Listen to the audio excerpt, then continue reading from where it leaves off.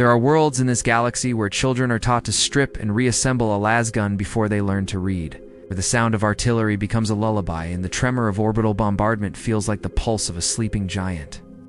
Cadia was such a world, a fortress carved from stone and hatred, positioned at the mouth of hell itself. Every soul born beneath its violet skies knew that death was not a possibility, but a certainty. The only question was how long they could delay it. For 10,000 years, Cadia stood as the ultimate bastion against the forces of chaos. It was the gatekeeper of the Imperium of Man, a lone planet, staring into the abyss of the Eye of Terror, monstrous rift in reality where demons and traitors festered. Imagine growing up there. Your first toy isn't a block or a doll, it's a practice grenade. Your classroom isn't for learning poetry, it's a firing range. The Cadian creed was simple and brutal. Live for the Emperor, die for the Imperium. And they did. With a discipline and courage that became legendary across the million worlds of mankind, Cadian Shock Troops were the epitome of this upbringing. They were the finest soldiers the Astra Militarum, the Imperial Guard, could field. Even a raw recruit from Cadia was worth 10 veterans from any other world. They didn't just fight, they were born to it. Their entire society, their very culture, was a weapon forged in the crucible of endless war. From the moment they could walk, they were drilled. Marching, shooting, maintaining equipment, these were as natural to a Cadian as breathing. They were taught that hesitation is death, and mercy is a luxury they could never afford. Their motto, Cadia Stands, wasn't just a battle cry. It was a promise, a declaration of defiance against the entire galaxy. Their world was a military installation the size of a planet. Cities were fortresses, called kaisers, bristling with macro cannons and void shield generators. Gigantic pylons, ancient alien artifacts of unknown origin, hummed with a strange energy that held the Eye of Terror in check, preventing it from expanding and swallowing the galaxy whole. The sky was perpetually bruised purple, a constant reminder of the warp storm raging just beyond their doorstep. Life was harsh, unforgiving, but it bred a resilience that was unbreakable. Every citizen was part of the defense force. From the factory worker assembling lasgun power packs to the highest-ranking general coordinating planetary defenses. But 10 millennia is a long time to hold back the tide. Abaddon the Despoiler, War Master of Chaos, launched 13 Black Crusades against Cadia. 12 times, he was thrown back, his legion shattered against the rock of Cadian resolve. But the 13th time was different, okay? Abaddon didn't just bring an army, he brought a cataclysm. He gathered the largest fleet of traitors and demons ever assembled and hurled it at the fortress world. The scale of the conflict was unimaginable. Entire continents were scorched, oceans boiled away, and billions fought and died in the mud and ash. The defenders of Cadia fought with a ferocity that stunned even the demons of the warp. They were joined by space marines, imperial knights, and even a Primarch, Roboot Guilliman, returned from the mists of legend. For a moment, it seemed like the impossible might happen, that Cadia might hold once more. But Abaddon had a final, devastating plan. Realizing he could not take the planet by conventional means, he decided to destroy it. He crashed a Blackstone fortress, an ancient and powerful starship, directly into Cadia's surface. The impact was apocalyptic. The mysterious pylons that held the Eye of Terror at bay overloaded and shattered. The planet itself began to crack, to break apart under the strain. In its final moments, as the very ground split beneath their feet, the Cadians did not break. They did not rout. They simply adjusted their firing positions and continued to fight, selling their lives for every inch of their dying world. The last transmissions from the planet were not pleas for help, but streams of targeting data, defiant battle cries, and the unending report of lasgun fire. And so, Cadia fell. It broke before the guard did. The planet is gone, shattered into a million pieces. But the saying Cadia Stands has taken on a new, more powerful meaning, now lives on in the hearts of every surviving Cadian soldier scattered across the galaxy. It's a testament to their sacrifice and unyielding spirit. Cadia fell, but the Cadians, they still stand. Thank you for watching. If you're fascinated by the deep and often brutal lore of worlds like Cadia, make sure to subscribe and hit that notification bell. We dive into stories like this every week. Let me know in the comments what piece of lore you'd like to see covered next. Till then, stay vigilant. In the final days before the world cracked apart, there existed outposts scattered across the galaxy like seeds from a dying tree. These were places where Cadian regiments held positions that had been forgotten by commanders who were themselves forgotten by history. Remote stations where the war against chaos continued in silence, fought by soldiers who had never known peace and would never live to see it. This is the story of one such place, Observation Post Kilo 7, perched on the edge of the veiled abyss, a swirling nebula of gas and dead stars. For 80 standard years, the Cadian 814th, the Void Vipers, had stood watch. Their original mission was simple: to monitor a dormant warp rift, a scar in reality that had remained silent for millennia. The order came down from a Lord General whose name was now just a faded entry in a dusty archive on a world that no longer existed. For generations, the soldiers of Kilo 7 had lived a life of stark repetition. They were born on the station, trained in its cold, metallic corridors, and died at their posts, replaced by their own children. Cadia was a myth to them, a legend whispered by the old-timers, a paradise of purple skies and steadfast fortresses they had never seen. Their Arcadia was the hum of the life support, the clank of their flak armor, and the endless, silent swirl of the abyss outside their viewport. Sergeant Anya Vorn was on watch when the first anomaly occurred. The rift, for the first time in recorded history, flickered. It was a subtle thing, a tremor on the auspex that most would dismiss as a censored ghost. But Anya was a daughter of Kilo 7. Her senses were attuned to the station's rhythm, and this was a skipped beat. She ran diagnostics, her knuckles white. The results came back clean, but the feeling in her gut, an instinct passed down through her bloodline, told her otherwise. The flickers became more frequent. Whispers started echoing through the Vox channels, not from other outposts, but from the void itself. Distorted, fragmented phrases that seemed to promise power, release, and an end to their endless vigil.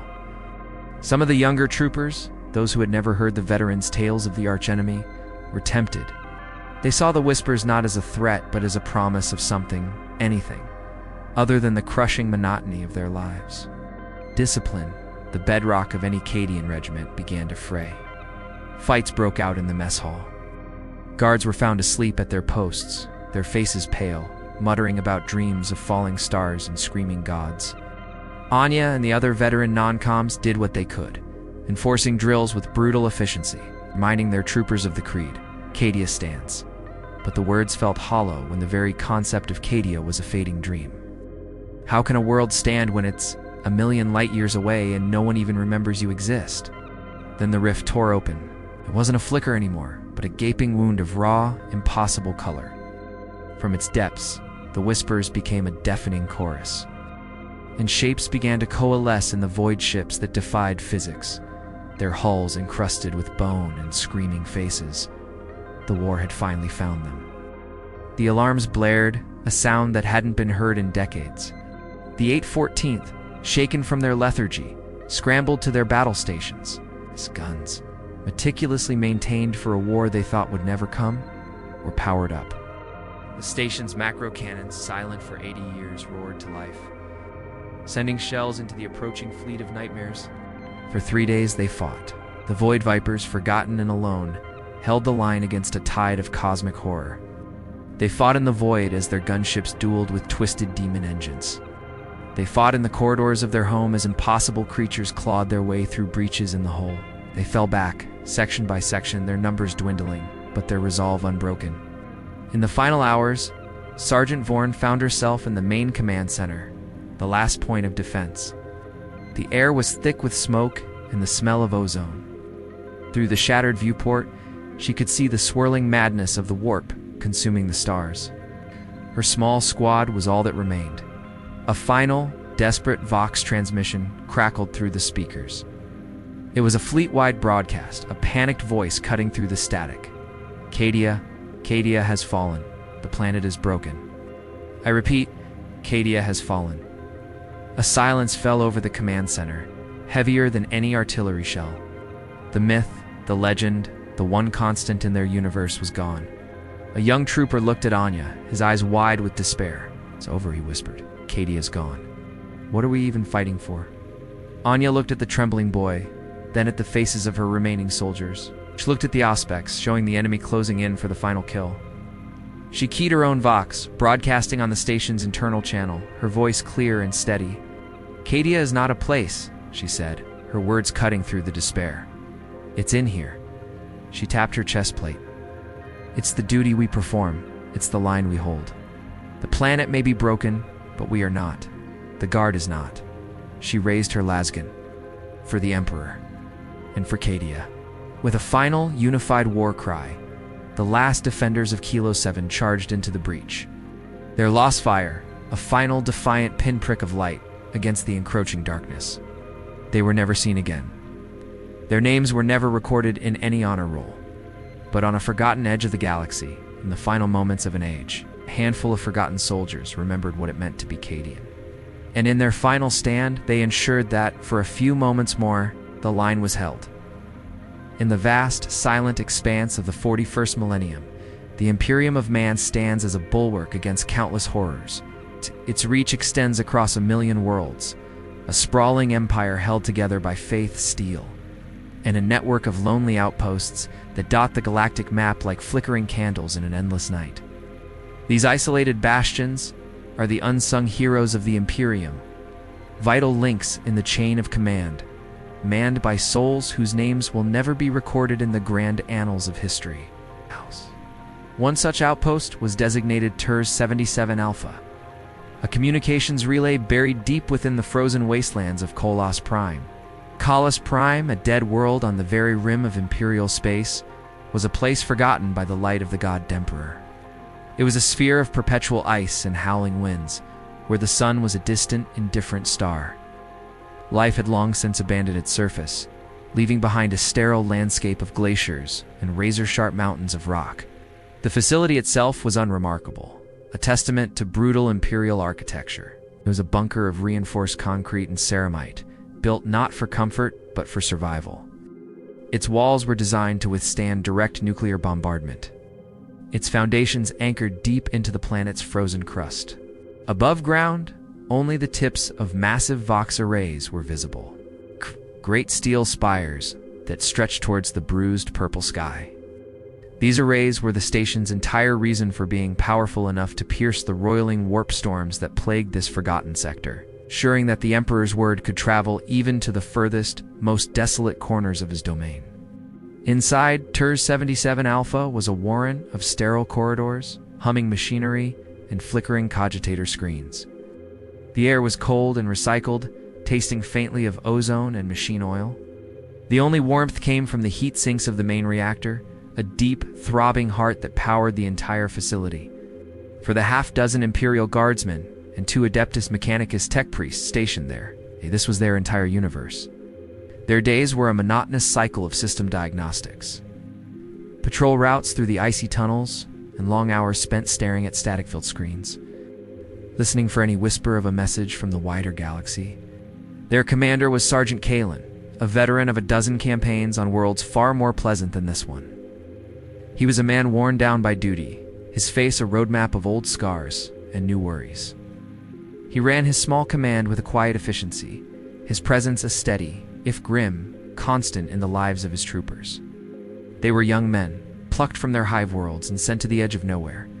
They found solace in card games, embellished stories of home, and the shared, unspoken understanding of their isolation. They were a brotherhood forged in boredom and cold.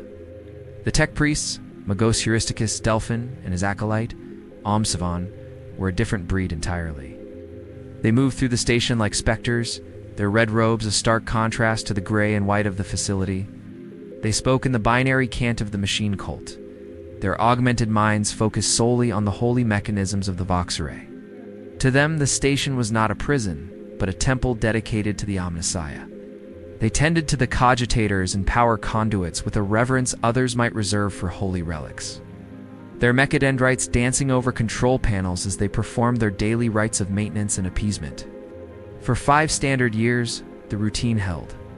Messages were received, encrypted, and relayed.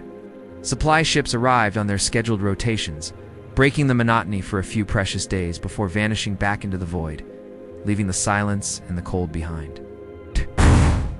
The men of Turs 77 Alpha grew accustomed to their lonely vigil. The howling winds outside became a familiar lullaby, the hum of the reactor a constant companion. They were forgotten, but they were not yet lost. But in the 41st millennium, peace is a fragile thing, and even on a dead world at the edge of the galaxy, the shadows can gather. Something ancient and malevolent had taken notice of the faint electronic pulse emanating from Calis Prime, an echo in the void, a warmth in the cold. It stirred from a slumber that had lasted millennia, its hunger a tangible force in the warp. The men of Turs 77 Alpha, secure in their fortress of concrete and faith, were about to discover that they were not alone on their frozen world. Their watch was about to end, and a new, terrible chapter was about to begin. The silence of Calis Prime was about to be broken by screams. Thanks for watching. If you enjoyed this dive into the lore, be sure to hit that like button, subscribe, and ring the bell so you don't miss our next story from the grimdark future. The significance of Turs 77 Alpha wasn't in its strategic value. You would unfind it on any Imperial war maps or listed in the grand strategies of Lord Solar Leontis. It was a forgotten rock, a barely habitable speck of dust on the far-flung fringes of the Imperium. No, what made it significant were the men and women who defended it, the last of the Cadian 47th. They had been deployed to Trs 77 Alpha 3 years before the sky broke over Cadia. 3 long, grueling years before their home world was shattered into a billion pieces of rock and regret. They were just 43 souls, all that remained of a regiment that had once numbered in the thousands. 43 soldiers from a world that no longer existed. They were the ghosts of Cadia, the remnants of brutal campaigns fought on worlds whose very names had been struck from Imperial records. Their histories deemed too painful or too heretical to remember. Their commander was Sergeant Kalen, a man whose face was a road map of scars. Each one a testament to a battle survived, a comrade lost. He'd earned his stripes in the fires of a dozen war zones, but nothing had prepared him for this. The news of Cadia's fall hadn't arrived through official astropathic channels. There were no grand pronouncements or mournful decrees for a forgotten outpost like theirs. It came through garbled vox chatter, fragmented picked captures from a passing rogue trader, and whispers carried on the solar winds. It was a truth they had to piece together themselves, a horrifying mosaic of destruction and loss. For weeks, a heavy silence fell over their small, fortified hab-block. The usual banter and grim humor of soldiers died away, replaced by a profound, hollow grief. They were adrift, an island of Cadian flesh and blood, in a galaxy that had moved on.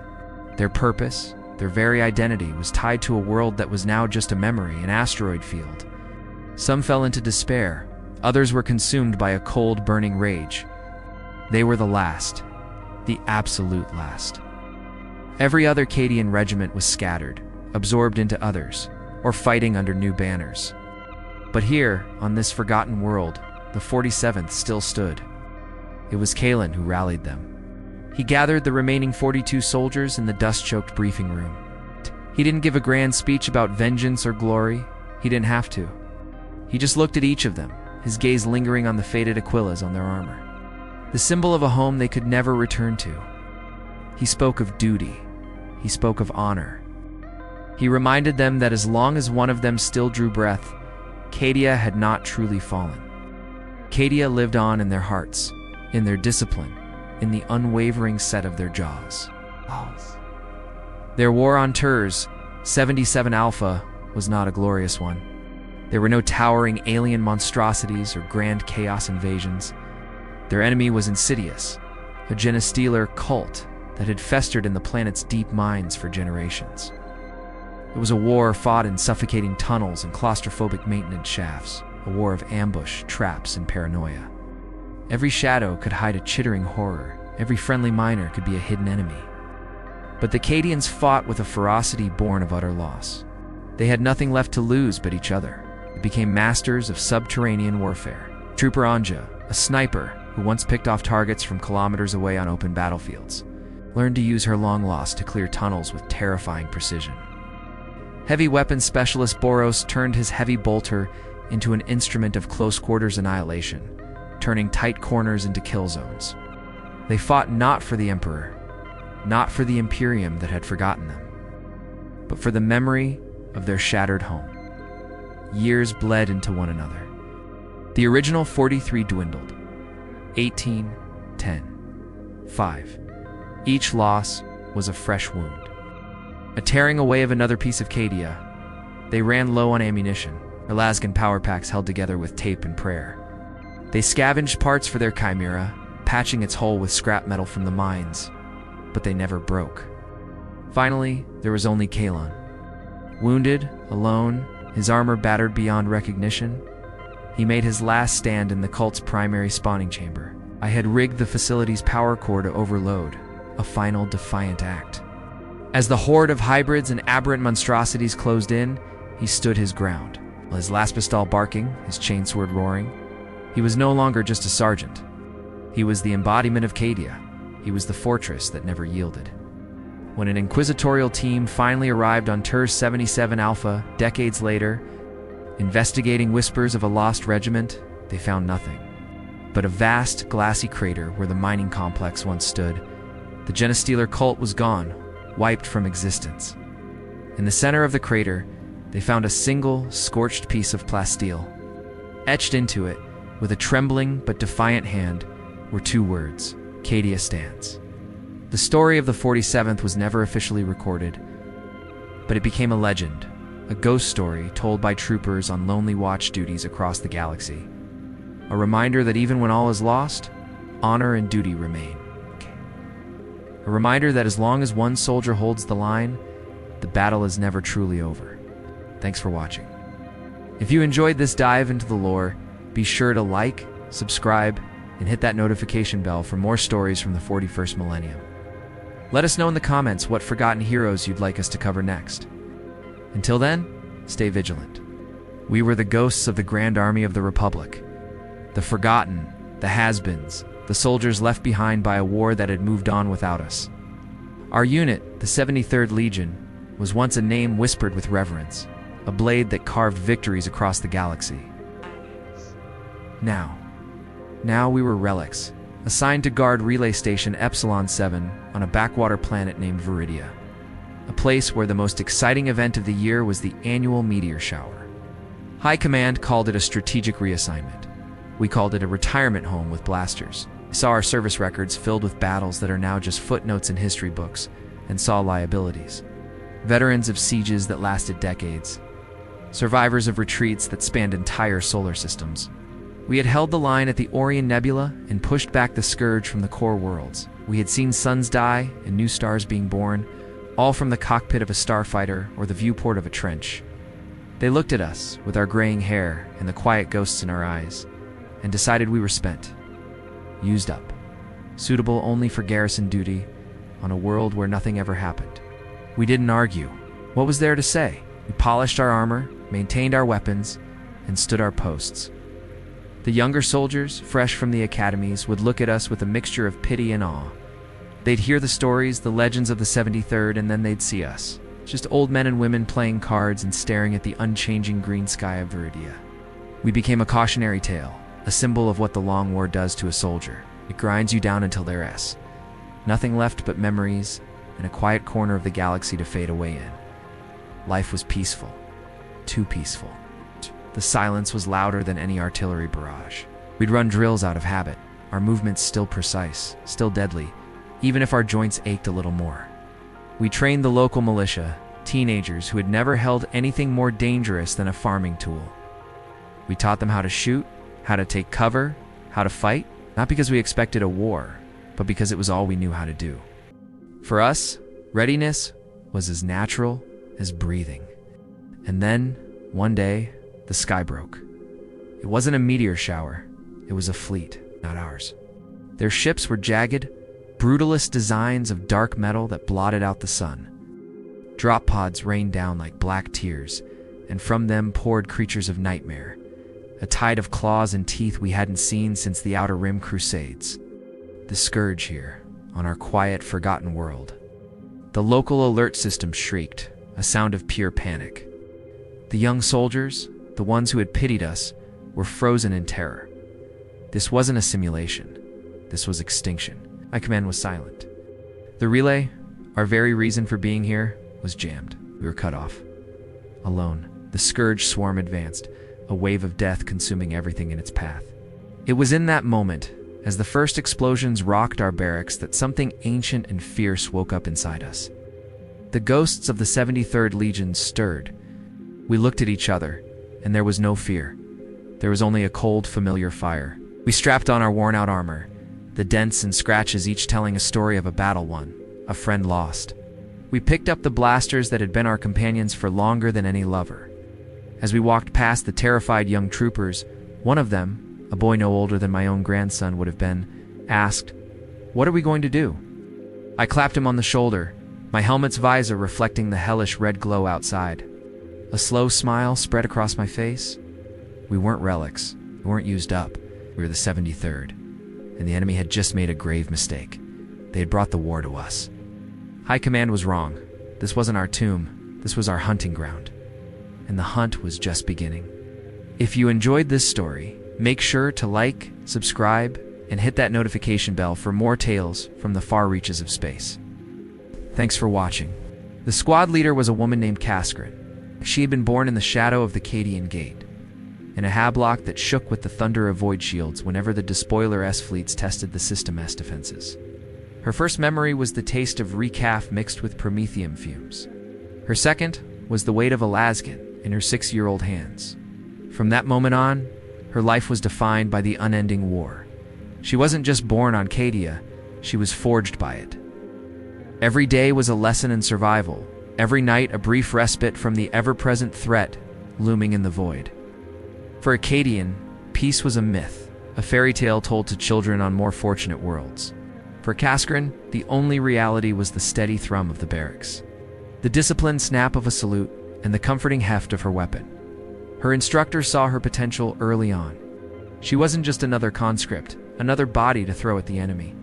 There was a fire in her eyes, a cold, hard resolve that a lifetime under siege hammers into a soul.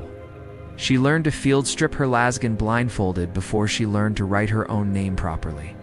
She could identify the sonic signature of incoming ordnance with more accuracy than she could recall the faces of her childhood friends, most of whom were now just names on a memorial wall. Promotion came quickly. Corporal, then sergeant. Her leadership style was simple and brutal. Lead from the front. Never ask your soldiers to do something you wouldn't do yourself, and never, ever show fear. Fear was a contagion, more deadly than any chaos plague. Her squad respected her not just for the stripes on her uniform, but for the scars on her knuckles and the unwavering certainty in her commands.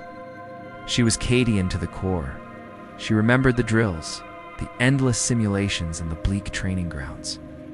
Live-fire exercises where a moment's hesitation meant a trip to the Medicaid Bay, or worse. They were taught that the Imperium was a vast and glorious edifice. And they, the soldiers of Cadia, were the keystone that held it all together. The weight of 10,000 worlds rested on their shoulders. It was a burden that would crush lesser men, but for Kaskrin and her kin, it was a source of unyielding pride. Now, as a squad leader, she carried that burden into every firefight. Her squad was her family, a collection of grim-faced youths and grizzled veterans, all bound by the same oath. She knew their strengths, their weaknesses, their hopes, and their fears. She knew which one was the best shot, which one was a little too eager with a grenade, and which one would recite litanies of hatred under his breath to keep his hands from shaking. They were her responsibility. Her world was a cacophony of plasma discharges, screaming artillery, and the guttural war cries of traitors. The air was a constant cocktail of cordite, ozone, and spilled blood. Yet, amidst this symphony of destruction, Kaskrin found a strange sort of clarity. Out here, on the razor's edge between life and oblivion, everything was simple. You fight, you win, or you die. There were no other options. She would often stand on the lip of a trench, looking out at the blasted no-man's land, the sky choked with black smoke. She was unfighting for some abstract concept of glory, or for the praise of some distant high lord on Terra. She was fighting for the soldier to her left, for the medic to her right, for the memory of a world that no longer existed but lived on in the hearts of its scattered children. She was a daughter of Cadia. The planet might be broken, but her spirit and the spirit of her soldiers never would be. Cadia stands. And as long as she drew breath, she would make sure the enemies of mankind remembered that. The line would be held, the price would be paid. That was the Cadian way. Thanks for tuning in. If you enjoyed this dive into the lore, make sure to like, subscribe, and hit that notification bell for more stories from the 41st millennium. See you next time. By the time she reached her 13th birthday, she could strip clean, reassemble a lasgun blindfolded in under 2 minutes. This wasn't considered exceptional. On Cadia, it was simply expected. Varen had violet eyes, not the pale lavender that marked some Cadians as touched by the warp's proximity, but a deep purple shot through with flecks of silver. These eyes had seen more in her 13 years than most would in a lifetime. They had seen the towering fortresses of Kaisercraft, the endless drills and the biting Cadian wind, the stoic faces of the shock troops, the living embodiment of the fortress world's unyielding spirit. This is the world of the Cadian Shock Troops, the first, last, and often only line of defense for the Imperium of man against the horrors that pour from the Eye of Terror. To understand them is to understand a life forged in the crucible of constant war. From the moment they are born, Cadians are soldiers. Their lullabies are the thud of artillery practice and the crackle of lost fire. Their playgrounds are training grounds, their toys are mock weapons, and their lessons are drawn from the Tactica Imperialis. Cadia stands is more than a battle cry. It's a statement of existence, a promise etched into the soul of every man, woman, and child. Imagine a world where the sky itself is a source of dread. A swirling vortex of raw chaos, the Eye of Terror looms over Cadia, a constant, malevolent presence. From this tier in reality, demons, traitors, and heretics spill forth in unending waves. For 10,000 years, Cadia has held the line. It is the gatekeeper of the Cadian Gate, the most stable and direct route into the heart of the Imperium for the forces of chaos. If Cadia falls, the galaxy burns. This is the reality every Cadian is born into. There is no peace, only an endless war for survival. The training of a Cadian is brutal and unrelenting. They are taught that failure is not an option, because failure means the death of everything they hold dear. They learn to master the lasgun, the standard weapon of the Imperial Guard, until it is an extension of their own body. They learn to fight in disciplined formations, to obey orders without question, and to stand firm in the face of unimaginable horrors that would shatter the minds of lesser soldiers. The White Shields, Cadia's youth regiments, are often thrown into battle to gain experience, a grim testament to the planet's desperate struggle. By the time they are inducted into a full shock troop regiment, they are already hardened veterans. Varen, with her silver-flecked violet eyes, was a product of this system. She was one of countless millions, a single soldier in a vast army, yet each one was a vital part of the wall.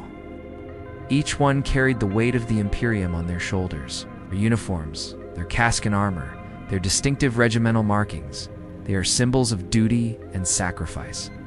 They are not super soldiers like the Space Marines. They are ordinary humans, pushed to the absolute peak of mortal endurance and courage. They fight and die against literal gods and monsters, armed with little more than a rifle and an unbreakable will.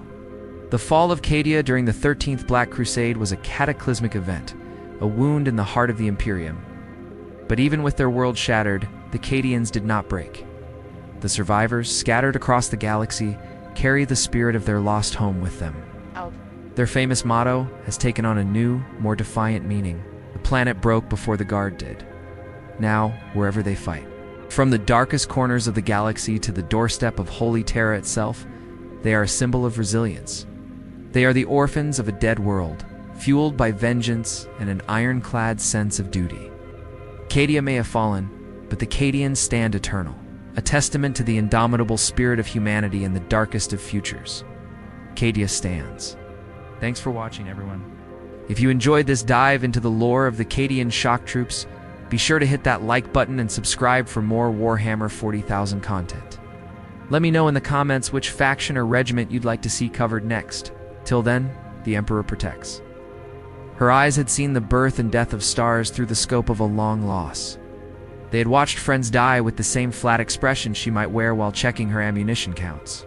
Called her Commander Eva Rostova, the ghost of Cygnus X1, the last bulwark against the Void Swarm. But to the few who remained of her original company, She was just Eva, and they knew the truth behind the legend. They knew she wasn't born a ghost. She was forged into one. Forged in the fires of 100 campaigns, on worlds where the sky burned and the ground trembled with the march of alien legions. In her mind, the memories were a constant, chaotic symphony. The hiss of a plasma bolt inches from her ear on Kepler 186f, the desperate final broadcast. From the orbital defense grid above Gliese 581 grams, the silent, weightless drift of a comrade's body outside the viewport of the starship Defiance *. When she smiled, which was a rare and fleeting event, it was a ghost of a gesture that never reached her eyes. Those eyes remained fixed on some distant, unseen horizon, a place where enemies waited in numbers too vast to count. They were the eyes of a predator, yes, but also of a protector. Every calculation, every tactical decision was weighed against a single, terrible cost: human lives. She spent them like a miser spends gold, only when absolutely necessary, and mourned each loss in the quiet solitude of her quarters. The High Command saw her as an instrument, a finely honed weapon to be pointed at the galaxy's horrors. They saw the kill counts, the successful evacuations, the territories held against impossible odds. They didn't see the woman who still carried a faded holopic of her family from a life she could barely remember. A life on a peaceful colony world, now just a cratered, irradiated memorial to the swarm's brutality. That was the day Eva died and the commander was born. Her latest mission was a grim one, even by her standards. They were to travel to a dead system, a place long since consumed by the swarm, to retrieve a data core from a lost research outpost. The core contained information on a potential weakness in the swarm's hive mind. A flicker of hope in a universe drowning in despair. It was a suicide mission, plain and simple. Dropping a small team into the heart of a billion-strong enemy force. But for Eva, it was just another Tuesday. As their strike cruiser, the Vengeance *, slipped out of warp space. The view screen was a tapestry of cosmic horror. The system was choked with biomechanical structures, vast, pulsating nests that had devoured entire planets. A chill, professional calm settled over the bridge. Eva stood at the command console, her presence a silent anchor in the storm of tension. Her voice, when she spoke, was as crisp and cold as the void outside. Status report. Scan for enemy patrols. Prep the drop pod. Be going on my mark. Her second in command, a young lieutenant named Kalen, hesitated. Commander. The odds. Eva turned, her gaze finally locking onto him. It wasn't unkind, but it was heavy, filled with the weight of 1,000 such moments. Lieutenant, in our line of work, odds are just numbers on a data slate. They don't account for will. They don't account for rage. And they certainly don't account for me. She turned back to the view screen, her silhouette framed against the monstrous beauty of the enemy's nest. The swarm took everything from us. It's time we started taking something back. The drop pod screamed through the corrupted atmosphere, a meteor of defiance against an endless night. Eva gripped the safety harness, her knuckles white. She wasn't afraid of dying. She had made her peace with that long ago. What she feared was failing the memory of those she'd lost. Failing the billions of souls who still looked to the stars and prayed for a hero. They called her a ghost, a legend. But in that metal coffin hurtling towards hell, she was just a woman with a promise to keep. Her eyes fixed on the horizon where the final battle waited. The story of Commander Eva Rostova is a testament to the indomitable spirit of humanity in the face of overwhelming darkness. It's a reminder that even when hope seems lost, a single person's resolve can change the fate of the galaxy. Thank you for watching. If you enjoyed this story, please like, subscribe, and hit the notification bell for more tales from the edge of the universe. Until next time, stay vigilant. Her second in command was Sergeant Jorik Thane, a man whose skin bore the ritual scars of the Cadian Youth Corps. Raised in the Kazagalan military academies, he'd been trained from birth to serve as an officer. The scars on his forearms told the story of his progression through the ranks. Each mark represented a test passed, a skill mastered, a weakness overcome. But these weren't just decorative symbols. They were a living testament to a life forged in the crucible of Cadian discipline, a system designed to create the most resilient soldiers in the galaxy. Let's delve into the life of Jorik Thane, a man whose very flesh is a record of his dedication. Imagine being born into a world where your destiny is sealed from your first breath. For Jorik, like so many Cadians, service wasn't a choice. It was an inheritance. The Khazagalan military academies, known throughout the sector as the Milites, were more than just schools. They were foundries of character, where young boys and girls were hammered and shaped into instruments of war. From the moment he could walk, Jorik's life was a regimen of drills, tactical simulations, and relentless physical conditioning. His playground was the obstacle course. Its lullabies were the chanting of battle litanies.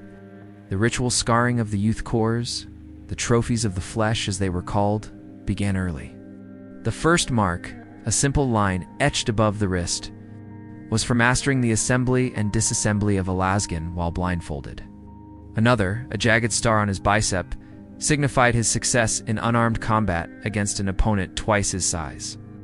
There was the mark for enduring the biting cold of Cadian winter on a solo survival mission, and another for navigating the treacherous underhives of Kaiserkraft with nothing but a rusty blade in his wits. Each scar was earned with sweat, blood, and an unyielding refusal to fail. This process wasn't about cruelty, it was about building unbreakable resolve. It taught Jorik that pain was temporary, but honor was eternal. It instilled in him the core Cadian belief: the body is a tool, a vessel for the will, and it can be pushed far beyond its perceived limits. This philosophy shaped his leadership style. When he looked at his soldiers, he didn't just see bodies to be thrown at a problem. He saw potential, resilience waiting to be unlocked. He understood their fears because he had faced his own 1,000 times over in the training cages of Khazagalan. He knew the sting of failure and the burning desire to rise again, stronger than before. His own scars served as a constant reminder, not just to himself, but to those he led. When a fresh recruit would falter, exhausted and on the brink of despair, Jorik wouldn't need to shout. He would simply roll up his sleeve. The intricate network of lines and symbols on his skin spoke louder than any reprimand. It said, "I have been where you are. I have felt what you feel. This pain is a test. Overcome it, and you will be stronger for it." The scars weren't just a history of his past achievements. They were a roadmap for his soldiers' future success. They were a promise that endurance leads to victory and sacrifice leads to glory. This upbringing created a unique kind of officer. Jorik wasn't a noble-born commander, detached from the grit and grime of the front lines. He was a product of the very system he now helped to perpetuate. He could read a topographical map and a soldier's fearful eyes with equal skill. He knew the precise torque needed to fix a lemon rust battle tank S-track and the exact words of encouragement needed to steady a nervous guardsman's hand before a charge. His authority wasn't just granted by his rank. It was earned in the mud, proven under fire, and written into his very skin. This is the essence of the Cadian officer corps. They're not simply trained, they are forged. Jorik Thane, with his scarred forearms and unwavering gaze, was the epitome of this tradition. Every mark on his body was a lesson learned, a weakness conquered. He was more than a sergeant. He was a living embodiment of the Cadian spirit, a walking monument to the belief that through discipline, sacrifice, and unwavering will, humanity could stand against any darkness the galaxy threw at it. He was a guardian, a leader, a Cadian to the bone, and his story was etched for all to see. Thank you for watching. If you enjoyed this deep dive into the lore, be sure to like, subscribe, and hit that notification bell for more stories from the grimdark future. See you next time. Ever seen a scar and wondered about the story behind it? Well, today we're diving into a story that's not for the faint of heart. It's about a man with a scar running from his left wrist all the way to his elbow, and how he earned it is absolutely mind-boggling. This wasn't from a battle, a fall, or a wild accident. This scar was the price of passing the trial of iron resolve. Imagine this. For 72 straight hours, 3 full days and nights, he was buried alive. Trapped in a coffin just big enough to hold his body, with no room to stretch, no room to move. It's the kind of scenario that fuels our deepest nightmares. Buried deep underground, cut off from the world, with only the crushing weight of the earth above and the sound of his own breathing. So, how did he survive? Well, survival was engineered, but not in a way that offered any comfort. Food and water, the basics of life, were delivered to him through a thin tube. It wasn't about enjoying a meal. It was about sustaining the body.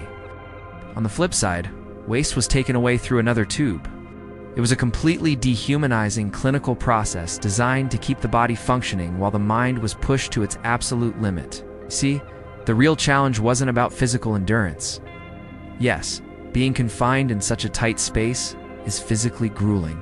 Your muscles cramp, your body aches, and the lack of movement is agonizing. But the true test, the core of the trial of Iron Resolve, was all about mental fortitude. It was a direct assault on the psyche. Think about the sheer psychological pressure. You're in complete darkness. Time loses all meaning. Is it day? Is it night? How long has it been? An hour? A day? Your senses are deprived, leaving your mind to its own devices, and that's where the real battle begins. The mind starts to play tricks. You hear things that aren't there. You see things in the pitch black. Paranoia creeps in. The walls of the coffin feel like they're closing in even tighter. Every second is a fight against the rising tide of panic.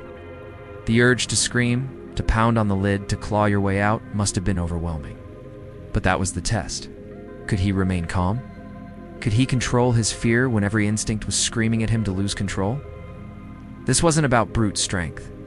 It was about mastering the inner chaos. It was about finding a center of peace in the heart of absolute terror. He had to conquer his own mind before he could be considered worthy. So what about that scar?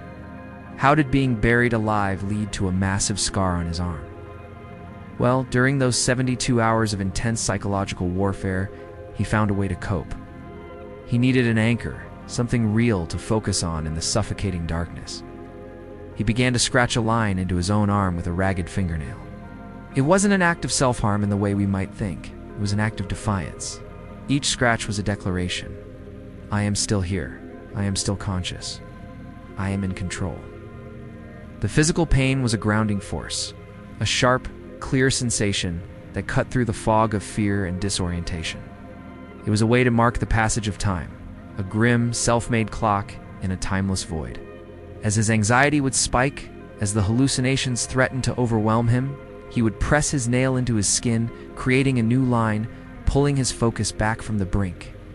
By the time the 72 hours were up and the coffin was unearthed, his arm was a mess. The constant, repetitive scratching had created a deep, raw wound from his wrist to his elbow.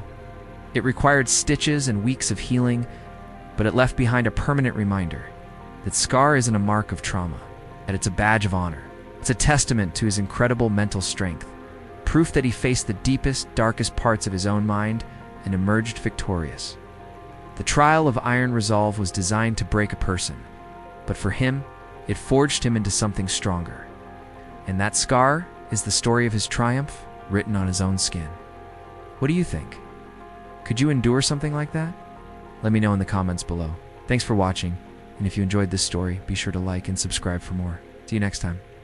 Hey everyone, and welcome back to the channel. Today, we are rediving deep into the grim darkness of the 41st millennium to explore the crucible that forges the legendary soldiers of Cadia. We'll look at the trials they endure and the diverse backgrounds that make up the backbone of the Astra Militarum. It's a story of faith, resilience, and sheer, unadulterated human grit. The selection process for elite Cadian units is nothing short of brutal. It's designed to break the mind and body, to find those with unyielding loyalty to the Emperor. Take, for instance, the infamous isolation trials. Imagine being sealed in total darkness. A sensory deprivation chamber where the only company is your own thoughts and the whispers planted by the selectors. Many candidates broke within the first day, their screams echoing in the void as they begged for release. It's a testament to the psychological warfare these future soldiers must endure, even before they see a battlefield. But then, there are those who emerge not just intact, but strengthened. A perfect example is a recruit named Fane. After 3 grueling days, the chamber door hissed open, and he walked out. His sanity was completely intact. But more importantly, his faith in the Emperor was not just unshaken, it was forged into something harder than steel. This is the kind of individual the Imperium seeks, someone whose spirit is a fortress, whose loyalty is absolute. Fane's success wasn't just about surviving. It was about proving that his will was stronger than any torment the universe could throw at him. And the fascinating thing is, These elite squads aren't just clones of one another. We're a mosaic, a cross-section of the very society they're sworn to protect. Cadia, before its fall, was a world of incredible diversity, and its regiments reflected that. You had soldiers from every walk of life, each bringing their own unique skills and experiences to the fight. It's this blend that made Cadian units so adaptable and formidable. They weren't just soldiers, they were a community, a family forged in the fires of duty and shared hardship. Let's look at the rest of the squad to really understand this. You had individuals from the sprawling urban centers, kids who grew up navigating the labyrinthine streets of Kaiserkraft. They possessed a street smart, cunning, and an innate understanding of urban warfare that you just and teach from a textbook. They could read the flow of a city battle like a veteran scholar reads an ancient text, finding ambush points and flanking routes where others would only see dead ends. These hive-worlders brought a ruthless pragmatism to the squad, a survival instinct honed by a life where every day was a struggle. And then you have characters like McCorvin. She wasn't born into a noble military family or trained in a prestigious schola. She was a factory worker from the grimy, smoke-choked industrial zones. Her days were spent amidst the clang of machinery and the roar of arcane engines. But that life gave her an almost supernatural talent. Ma could repair any piece of Imperial technology with little more than a wrench, a string of impressively creative profanity, and an intuitive feel for how machines were supposed to work. When a lemon rust tank threw a track, or a lasgun's power cell failed, it wasn't a tech priest they called for. It was Ma Corvin, who'd have it running again before the enemy even realized they had an opening. This combination of unwavering faith from someone like Fane, street smarts from the hive-worlders, and the rugged, practical genius of someone like McCorvin is what truly defined the strength of Cadia. It wasn't just about the numbers or the quality of their gear, it was about the people. It was about taking a factory worker, a city kid, and a devout believer, and turning them into a cohesive unit that could stand against the horrors of the galaxy. Each member compensated for the other's weaknesses and amplified their strengths. Their shared origin as Cadians, bound by a sacred duty, transcended their individual backgrounds. This model of recruitment, this blending of diverse talents and unwavering purpose, is why the soldiers of Cadia became the gold standard for the Imperial Guard. Even after the fall of their homeworld, the idea of Cadia lives on in these soldiers. They are a testament to the fact that humanity's greatest strength lies not in uniformity, but in its ability to draw strength from every corner of its society, united under a single, indomitable purpose. The planet may be broken, but the spirit of its people, the Guard, stands eternal. Thanks so much for watching, everyone. If you enjoyed this deep dive into Cadian lore, make sure to hit that like button and subscribe for more content. Let me know in the comments which Imperial Guard regiment you'd like to see covered next. Till then, stay safe, and remember, the Emperor protects. Hello everyone, and welcome back to the channel. Today we re-diving deep into the lore of one of the most fascinating characters to emerge from the outer sectors. The farm boy who became a legend, Marcus Dane. To truly understand Marcus, you have to understand where he came from. He was unforged in the elite military academies of the core worlds, or groomed in some high-tech training facility. No, Marcus was a product of the agricultural districts. The sprawling breadbasket of the system, a place far removed from the glitz and glamour of the central planets. Life there is hard. It's a constant struggle against the elements, against failing equipment, and most of all, against the things that crawl out of the irradiated wastelands to feast on the harvest. From a young age, Marcus learned that survival wasn't a given. It was earned every single day. His childhood wasn't filled with holosims and grad bikes. It was filled with chores, fixing hydro pumps, and the endless watchful silence of the grain fields. His training ground was the top of a grain silo. His targets weren't holographic projections, they were real, skittering mutant vermin that could strip a field bear overnight. This is where his legend begins. While other kids were learning basic math, Marcus was learning the subtle art of leading a target, calculating wind shear across a half-kilometer of open plains, of controlling his breathing in the biting pre-dawn chill. The standard-issue lasgun, a weapon most soldiers considered clunky and imprecise, became an extension of his own will. In his hands, it transformed into something else entirely, a surgeon's scalpel that operated at extreme distances. Military analysts would later study his files in disbelief. The official specs for the L7 lasgun state a maximum effective range of maybe 500 meters. Marcus was routinely making shots at double that, and with an accuracy that defied all logic. We're not talking about hitting a stationary, man-sized target. We're talking about threading a bolt of coherent light through a gap the size of your fist. A crack in an enemy's armor, the viewport of a moving vehicle, all at distances that should have been impossible. His comrades in the 77th Orbital Drop Regiment had a saying, "Diana pointed out unless you want it gone." They'd watch in awe as Marcus, as calm as a summer morning back on the farm, would brace his rifle and with a single, almost silent discharge, eliminate a threat that entire squads couldn't suppress. He could see things others couldn't. A flicker of movement in a distant window, the glint of a scope a kilometer away, the subtle disturbance of dust that betrayed a hidden sniper. To him, the battlefield was just a bigger, more dangerous version of the fields he grew up protecting. What made him so special?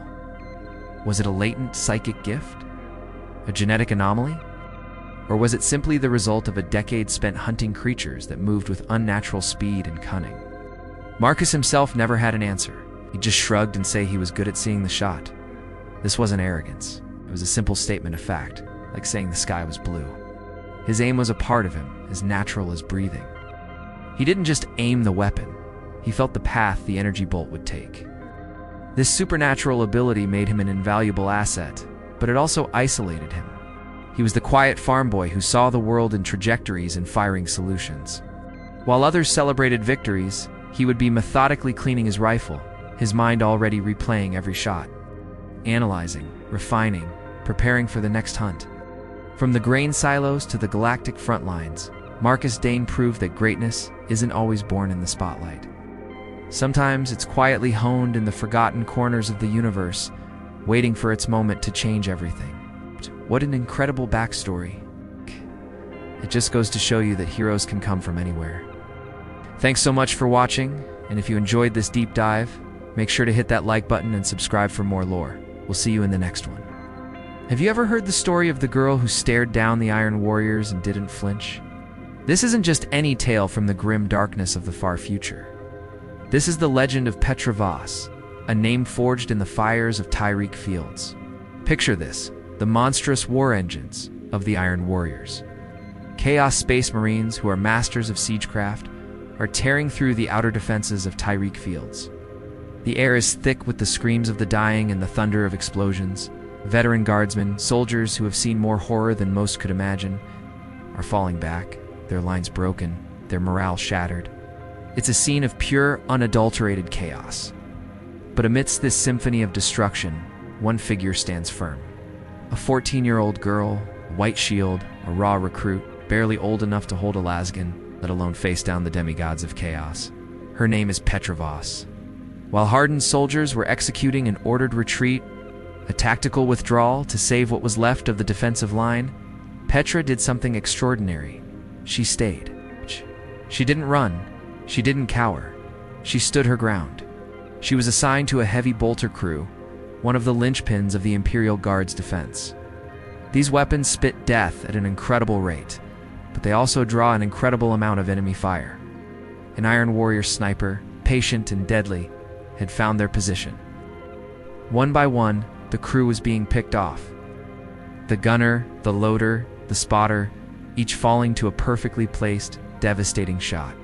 Imagine the terror. Your comrades, your mentors, the very people meant to protect you are being eliminated around you.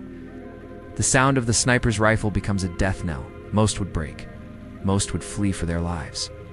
The instinct for self-preservation would scream, overriding any sense of duty. But not Petra Voss. With a determination that defied her age and experience, she ignored the sniper's deadly gaze. Focus was singular, absolute. The heavy bolter needed to keep firing. It was their only hope of holding back the tide. So, she did the one thing she could do. She kept feeding it. She scrambled over the bodies of the fallen crew members, grabbing heavy ammunition canisters, her small frame straining under the weight. Each time she moved, she exposed herself to the same sniper that had just claimed her team. Each second was a gamble with her own life. Yet, she continued a relentless, one-girl supply chain, ensuring that the last surviving gunner could keep pouring shells into the advancing Chaos Marines. Her actions were more than just bravery. They were an act of sheer stubborn defiance. It was a message to the Iron Warriors, a message to the universe itself, that even in the face of overwhelming despair, the human spirit would not be so easily extinguished. While veterans fell back, the 14-year-old White Shield held the line. This single act of unbelievable courage didn't go unnoticed.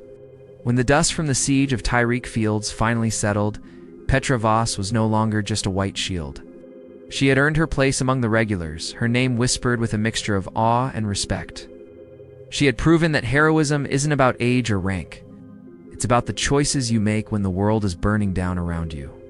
The story of Petra Voss serves as a powerful reminder that even the smallest gear in the great machine of the Imperium can turn the tide of a war. She is a testament to the indomitable will that lies at the heart of the Imperial Guard. So next time you think of heroes, don't just picture mighty space marines in power armor. Picture a 14-year-old girl surrounded by death, refusing to take a single step back. What do you think of this incredible story of bravery? Let me know in the comments below. If you love tales of heroism from the 41st millennium, make sure to like this video and subscribe for more. In the grim darkness of the far future, there is only war.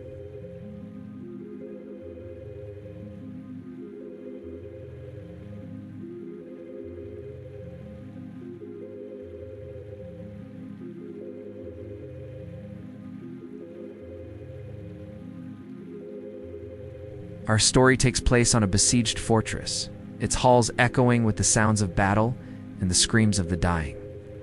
A critical corridor, a choke point that held the fate of the entire sector, was meant to be defended by a full platoon of seasoned soldiers.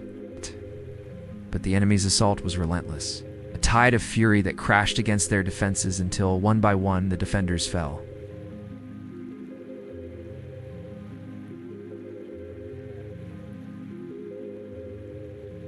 In the sudden, deafening silence, a lone figure moved. She was not a weapons specialist, not a hardened veteran of 100 campaigns. She was a communications officer, her primary duty to relay orders, not to execute them in a hail of gunfire. But in that moment, with the enemy poised to break through, duty was redefined. She climbed over the bodies of her fallen comrades, their silent forms a grim testament to the battle's cost, and took her place behind the massive weapon. Her hands, usually accustomed to a data slate, found the twin grips of the bolter. For the next 6 hours, she became the sole guardian of that corridor. The enemy threw everything they had at her. Waves of crazed cultists, their bodies twisted by dark powers, charged into the kill zone, only to be torn apart by explosive rounds. Hulking brutes, armored and monstrous, tried to smash through the barricades. But her aim was steady, her resolve unbreakable. The heavy bolter, a holy instrument of the Emperor's wrath, sang its song of death under her command. She was not entirely alone. Her only companions were the still forms of the platoon she now avenged with every pull of the trigger. But in her heart, another voice spoke, a whisper of faith, a current of strength that flowed directly from the Golden Throne. The voice of the Emperor, a beacon in the darkness, echoed in her soul, telling her to hold, to fight, to endure. It filled her with a fire that burned away fear, exhaustion, and despair. She was no longer just a soldier. She was an instrument of his will, a living saint of the battlefield. The air grew thick with cordite smoke and the metallic temps of blood.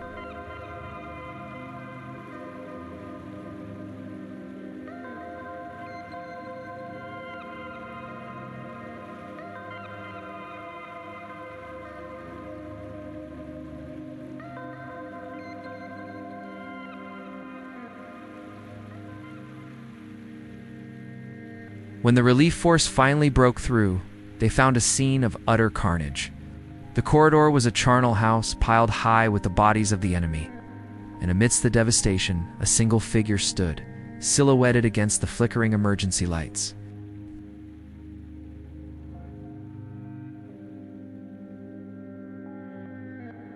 The platoon was gone, but the corridor was held. There was one other survivor, a quiet man named Felix Harrow. He was a medic, and he had been tending to the wounded until there were no more wounded to tend to, for the war had claimed his life and remade it. Felix had been a medical student on one of Cadia's sprawling civilian stations. He dreamed of healing, of saving lives, not witnessing their brutal end. He had done his best, moving through the firefight to offer what little comfort and aid he could.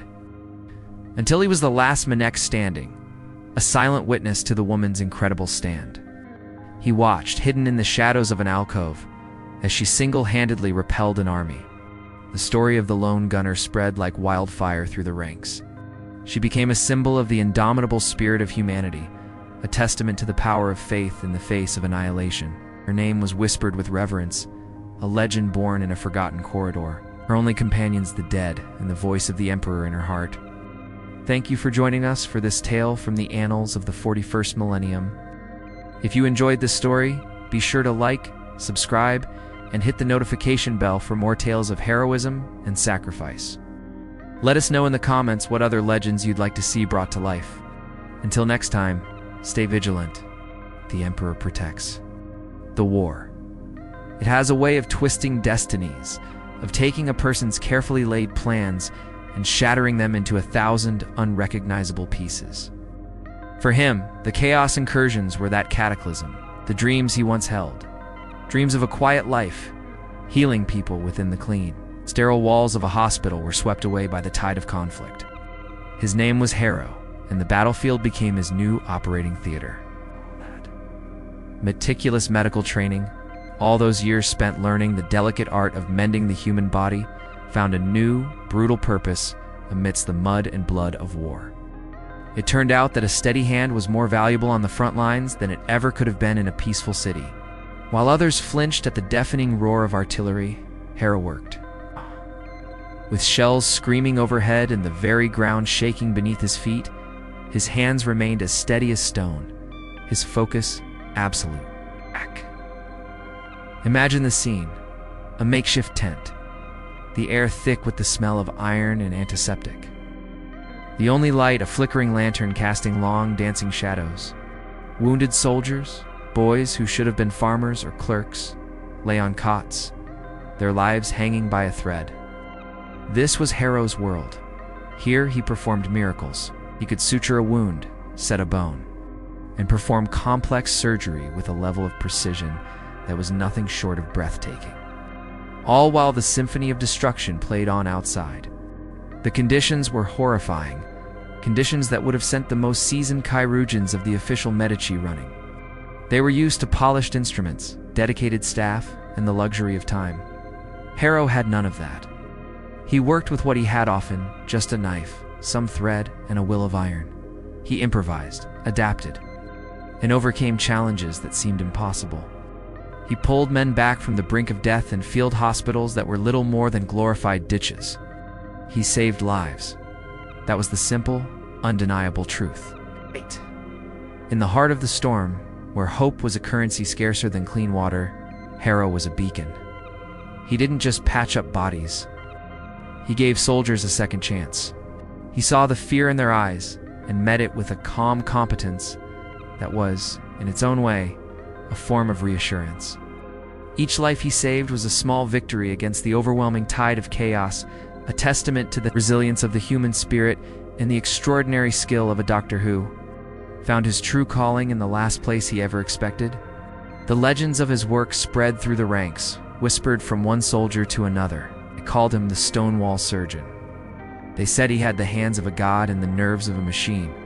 But Harrow never saw himself as a hero. He was just a man doing his job, using his skills to push back against the darkness, one patient at a time.